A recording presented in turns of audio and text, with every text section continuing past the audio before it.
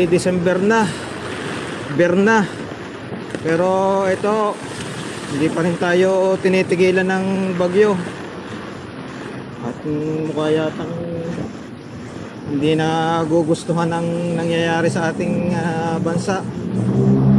Nagkakagulo na. Nagrarally, mga nagrarally, naninira pa.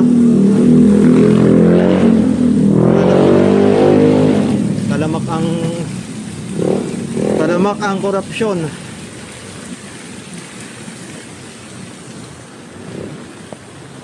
Eto, nagagalit na ang panahon.